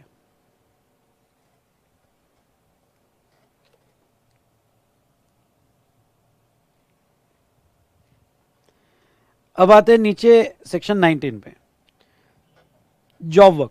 वैसे जॉब वर्क के लिए बेटा मैंने बहुत डिटेल डिस्कशन में एक सेपरेट वीडियो डाला ही है, उसमें सारी बातें आपकी क्लियर हो जाएगी, पर समझा देता हूं। सेक्शन 19 क्या कहता है? सेक्शन 19 कहता है कि अगर प्रिंसिपल ने जॉब वर्कर को गुड्स भेजा, ध्यान सुनिएगा, जॉब वर्कर को गुड्स भेजा, इनपुट्स और कैपिटल गुड्स भेजा, तो रिमूव करते वक्त यहां पे रूल 55 का चालान बनाओ, दैट्स ऑल। अब जॉब वर्कर को मैं दो तरह से गुड्स भेज सकता हूं, एक मेरे प्रीमाइसेस में आने के बाद जॉब वर्कर को भेजा यहां पे रजिस्टर्ड पर्सन ने, या डायरेक्टली भेजा, दोनों अलाउड है। अगर मेरे प्रीमाइसेस से आने के बाद भेज रहा हूं तो रूल 55 चालान बनानी पड़ेगी। डायरेक्ट भेज रहा हूं तो सप्लायर को बिल टू शिप टू बनाना पड़ेगा, बिल टू मेरे को, शिप टू मेरे को, शिप टू उसको। नेक्स्ट ये 19 कहता है अगर आप जॉब वर्कर को भी भेजते हो तो आपके क्रेडिट कंटिन्यू हो जाएंगे। मतलब क्या? मैंने गुड्स रिसीव करते ही आईटीसी ले लिए, सुनो, रिसीव करते ही आईटीसी ले लिए और ओके बाद में मैंने जॉब वर्कर को भेजा, इवन दो मैंने जॉब वर्कर को भेजा मेरे क्रेडिट कंटिन्यू रहेंगे। या डायरेक्ट भेजा तो भी मैं उसके क्रेडिट ले सकता हूं। लेकिन अगर आपने जो इनपुट जॉब वर्कर को भेजा वो एक साल के अंदर नहीं आया, ओके, एक साल के अंदर नहीं आया, विद इन 1 ईयर, और इसको एक्सटेंशन भी है फॉर फर्दर 1 ईयर, नीचे एक्सटेंशन दिया हुआ है, और सब्जेक्ट टू रीजनेबल कॉस्ट, तो 1 साल प्लस एक्सटेंशन मिल गया तो 1 साल नहीं आया तो उसे सप्लाई माना जाएगा। और सप्लाई जिस दिन आपने रूल 55 चालान बना के भेजा उस दिन का सप्लाई माना जाएगा और जीएसटी देना पड़ेगा। या जिस दिन डायरेक्टली भेजा होगा तो जॉब वर्कर को रिसीव हुआ उस दिन का सप्लाई माना जाएगा। कैपिटल गुड्स, कैपिटल गुड्स 3 साल का टाइम दिया है और एक्सटेंशन 2 साल, यहां करेक्ट कर लेना,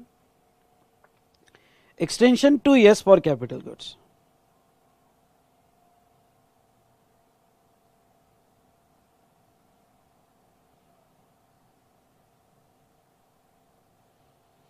ओके, तो यहां पे 2 साल, तो एक्सटेंशन जो है 2 साल का, यहां पे 1 साल और 2 साल कैपिटल गुड्स का फर्दर एक्सटेंशन है।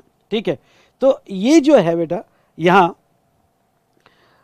अगर कैपिटल गुड्स भी रिसीव नहीं हुआ तो वो सिचुएशन में जहां तक देखा जाए तो उसे भी सप्लाई माना जाएगा। लेकिन एक ख्याल रहे, ये जो कंडीशन है 1 ईयर और 3 years, ये मोर डाइस, सॉरी, ये जो है मोर डाई जिग्स फिक्सर्स और टूल्स को अप्लीकेबल नहीं है। ठीक है, इसको अप्लीकेबल नहीं है ये जो कंडीशन है। मतलब अगर आपने ये 1 साल या आगे, ध्यान दे कि 1 साल या आपने आगे 2 साल में, सॉरी 1 ईयर और 3 years में या एक्सटेंडेड पीरियड में आपने नहीं लाया तो भी चलेगा। और उसके बाद में यहाँ किस तरह से डिटेल्स देनी है ये मैंने यहाँ पे दिया है, ये तो आप रीड कर सकते हो। तो ये सेक्शन 19 था।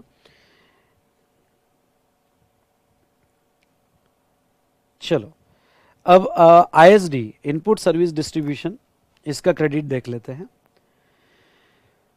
आईएसडी का मीनिंग जो दिया गया है, आईएसडी एक ऑफिस होता है, मतलब आपकी बहुत सारी ब्रांचेस है सेम स्टेट में, डिफरेंट स्टेट में, तो इनपुट सर्विस बहुत सी बार कॉमनली यूज होती है और वो कॉमनली इनपुट सर्विस का डिस्ट्रीब्यूशन कैसे किया जाएगा हर ब्रांच में, उसके बारे में सेक्शन 20 इन्होंने बनाया और आईएसडी का डिस्ट्रीब्यूशन कंप्लीटली इन्होंने बताया।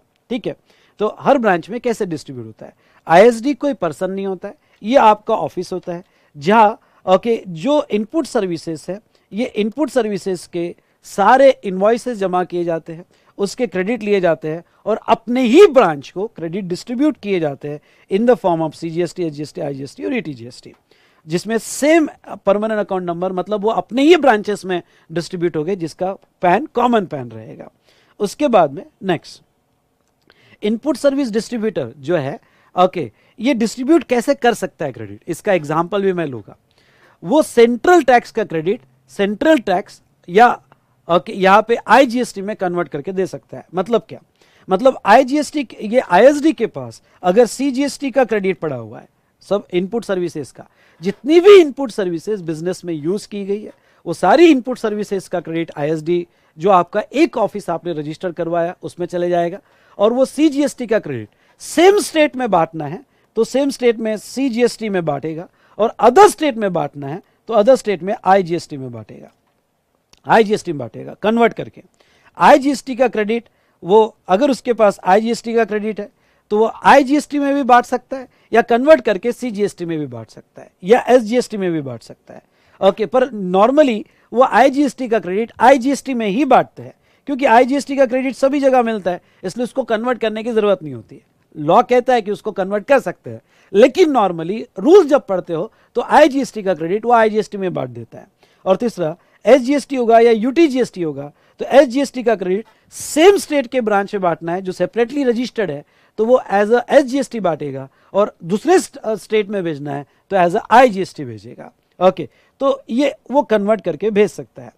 कन्वर्जन के अपने रिस्ट्रिक्शंस है, ये रिस्ट्रिक्शंस मैं आपको समझा देता हूं ओके मैं रीड करके समझा रहा हूं तो ध्यान से देखिएगा। पहला रिस्ट्रिक्शन यहां पे कन्वर्जन के क्या है, इनपुट सर्विस डिस्ट्रीब्यूटर में distribute the credit of central tax, integrated tax, state tax in following conditions, namely पहला आईएसडी चालान जब भी वो डिस्ट्रीब्यूट करेगा तो अपना आईएसडी का जिसपे आईएसडी का रजिस्ट्रेशन नंबर होगा वो चालान यूज करेगा।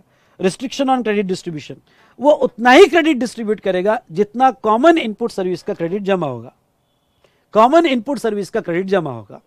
उसके बाद में 1-to-1 बेसिस, अब ये 1-to-1 बेसिस क्या है, पहले तो ओके यहां पे अगर कोई इनपुट सर्विस एक्सक्लूसिवली यही ब्रांच में यूज हुई, यूनिट 1 में हुई, तो उसका क्रेडिट वो उसको ही डिस्ट्रीब्यूट करेगा और किसी को नहीं करेगा। हाँ समझ, ऐसा होता है कि कभी कभी ये ब्रांच में क्रेडिट सर्विस यूज हुई एक्सक्लूसिवली, कॉमनली नहीं, एक्सक्लूसिवली ये ब्रांच में सर्विस यूज हुई है, तो वो सिचुएशन में यहां पे बिल चले गया हमारे हेड ऑफिस पे, आईएसडी रजिस्टर्ड है तो जिसका क्रेडिट उसको ही जाएगा, जिसकी चॉकलेट उसको ही जाएगी।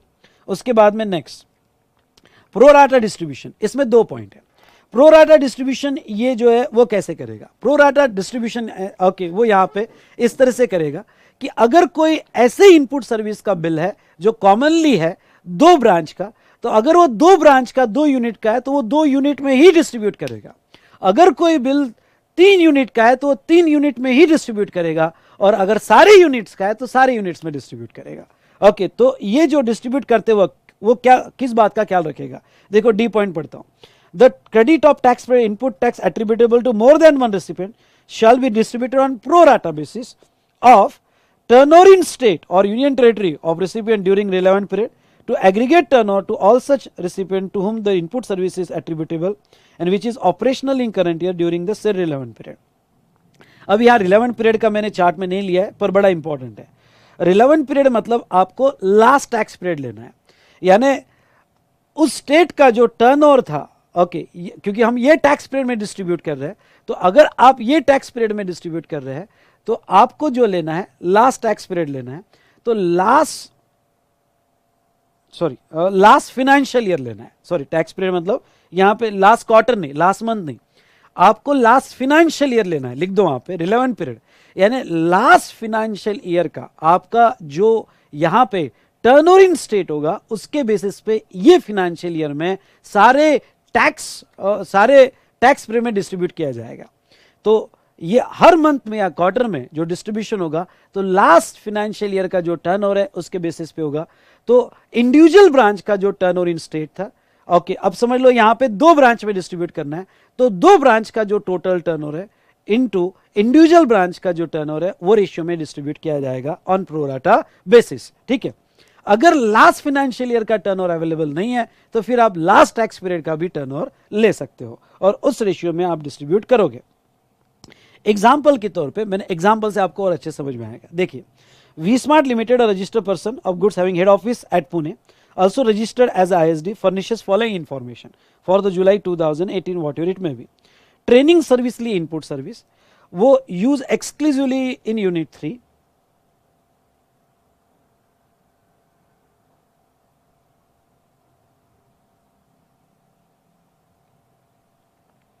उसके बाद में एडवर्टाइजमेंट 1, 2 और 3 में यूज किया गया। उसके बाद में ऑडिटिंग 1, 2, 3, 4 में यूज किया गया और टूर ऑपरेटर यूनिट 1 में यूज किया। Input service avail for the employ of vacation, total ये यहां पे दी है जो उन्होंने आईटीसी लिया हुआ है। जस्ट मिनट बेटा,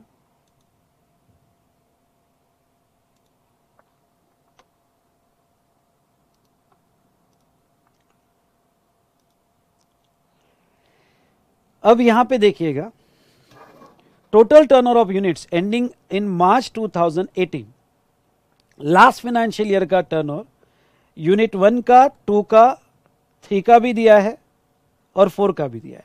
टोटल यहां पे दी हुई है उन्होंने, ठीक है। अब आपको अलोकेशन कैसे करना है, टेबल भी बहुत अच्छा बनाया मैंने। ओके, पर आप क्वेश्चन है कि प्रॉब्लम सॉल्व करो, क्वेश्चन कैसा है उसके बेसिस पे। ट्रेनिंग, ट्रेनिंग जो सर्विस है वो यूनिट 3 की है और उसका मेरे पास CGST और SGST है। अब देखो यहां पे हेड ऑफिस यानी पुणे में है, मतलब आपका ISD रजिस्ट्रेशन पुणे में है। और नेक्स्ट नीचे जो दिया है उन्होंने, ये देखो, unit 1 is located in Pune, 2, 3 and 4 are located in Mumbai, Delhi and Gujarat. मतलब 2 महाराष्ट्र का है, 3 दिल्ली का है और 4 गुजरात का है। तो अब पुणे ISD से यूनिट 1 भी पुणे में है, तो मैं जब इसका CGST SGST बांटूंगा तो IGST में कन्वर्ट नहीं करूंगा, उसका CGST और SGST, एक मिनट, सॉरी वो यूनिट 3 में दिया हुआ है, सॉरी मेरे से गलती हुई, यूनिट 3 में दिया है, मतलब मैं उसका बांटूंगा यहां पे दिल्ली में। तो अगर मैं यहां पे उसका दिल्ली में बांट रहा हूं तो मुझे कन्वर्ट करके बांटना पड़ेगा, CGST और SGST को कन्वर्ट करके बांटना पड़ेगा। तो यहां पे मेरे पास ट्रेनिंग का क्रेडिट था 29,000 जो क्रेडिट मैंने लिया था, ISD ने लिया था, और ये उसको कहां बांटना है, दिल्ली में यूनिट 3 में। तो वो उसको एज IGST बांट देगा, ओके, डिस्ट्रीब्यूट कर देगा। दूसरा एडवर्टाइजमेंट, ये 3 यूनिट का है, एडवर्टाइजमेंट 3 यूनिट का है। तो यहां पे एडवर्टाइजमेंट का IGST 48,000 मेरे पास था, एडवर्टाइजमेंट का IGST 48,000 था। अब वो मुझे यूनिट 1, 2 और 3 में बांटना है। यूनिट 1 पुणे में, यूनिट 2 वो भी महाराष्ट्र मुंबई में, यूनिट 3 जो है वो दिल्ली में। तो ख्याल रहे, ये जो IGST का क्रेडिट मैं एज IGST बांटूंगा, वो कन्वर्ट क्यों करो, ओके, वो तो सभी जगह क्रेडिट मिलेगा। तो अब मुझे बांटते वक्त कैसा लेना है, तो मुझे ये 3 यूनिट के ही टर्नओवर लेना है, मतलब ये 3 का जो टोटल आता है तो इंटू 30 डिवाइडेड बाय टोटल जो भी आएगा यहाँ पे, तो यहाँ पे 125 इसका टोटल आएगा, तो into 30 divide by 125 into 20 divide by 125 into 75 divided by 125, और वो मैंने एज IGST बांट दिया। उसके बाद में ऑडिटिंग सर्विस, ये चारों यूनिट्स की है और ये मेरे पास CGST और SGST फॉर्म में है। तो मेरे पास CGST और SGST फॉर्म में है। अब ये चारों यूनिट को बांधना है तो उसके टर्नओवर के रेशियो में बांटूंगा। तो यूनिट 1 और 2 तो महाराष्ट्र में, इसलिए कोई दिक्कत नहीं है, इसको एज अ CGST और SGST बांट दूंगा। लेकिन यूनिट 3 और 4 अदर स्टेट में, इसलिए इसको एज अ IGST बांट दूंगा। कैलकुलेशन आपने चेक कर लेना। और उसके बाद में tour operator, tour operator block credit है, ध्यान से सुनिएगा, टूर ऑपरेटर ब्लॉक क्रेडिट है। वो ब्लॉक क्रेडिट हो या एग्जाम का हो, इसका ISD का इसके लेना देना नहीं, ISD का काम है बांट देना। हाँ, जिसको वो बांटेगा, ओके, वहां वो क्रेडिट ब्लॉक होगा, इसलिए वो यूनिट 1 को जो है वो बांट देगा। हाँ, यूनिट 1 जो है उसका क्रेडिट नहीं ले पाएगा। ओके, तो इस तरह से डिस्ट्रीब्यूशन हम कर सकते हैं। रिवीजन में जितना पॉसिबल था मैंने यहाँ पे कोशिश की है, नोट्स भी आपको दिए, चार्ट्स भी आपको दिए हैं यहाँ पे।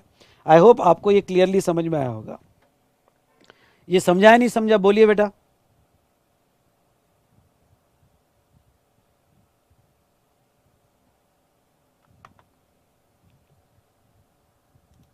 यस और नो, समझा या नहीं समझा?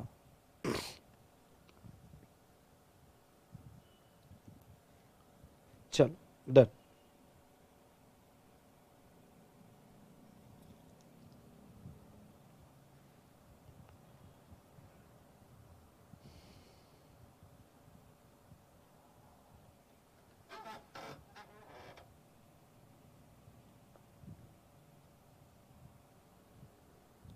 ओके, सो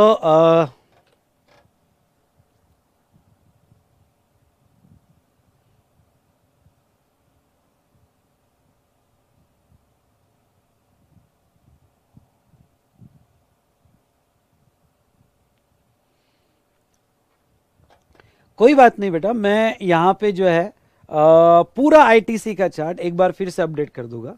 पूरा मतलब जितने भी पेजेस मैंने यूज़ किया आईटीसी में एक बार अपडेट कर दूंगा। नेक्स्ट यहाँ पे आपको अब सेक्शन 18 का चार्ट आएगा। एक काम करो, मैं टेलीग्राम लिंक में मैंने एक एक पेज दिया हुआ है, क्योंकि मैं साथ साथ में बना रहा हूँ। एक एक पेज दिया है, मैं साथ साथ में बना रहा हूँ, डोंट वरी। मैं पूरा आईटीसी का इंक्लूडिंग सेक्शन 18 भी मैं इसमें ऐड कर देता हूँ, तो इंक्लूडिंग सेक्शन 18 वो पूरा मैं ऐड कर दूंगा अगर आप फाइनल लेवल पे हो तो। अभी मैं आपको आधे घंटे में अपडेट करके देता हूँ।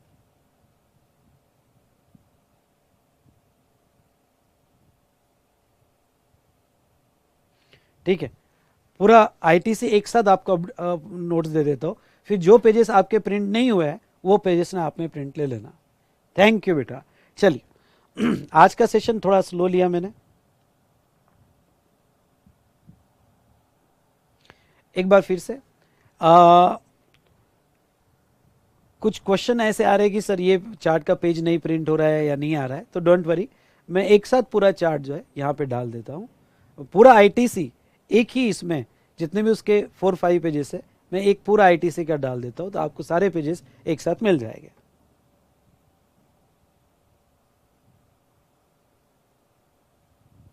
ओके, तो आज यहीं रुकते हैं। हाँ, इसके बाद का सेक्शन 18 और पेमेंट ऑफ टैक्स, उस पर सेशन लूंगा। सेक्शन 18 आईटीसी का और पेमेंट ऑफ टैक्स, उस पर हमारा 1 घंटे का सेशन चलेगा। ठीक है, चलो आज यहीं रुकते हैं, नेक्स्ट सेशन में आगे कंटिन्यू करेंगे।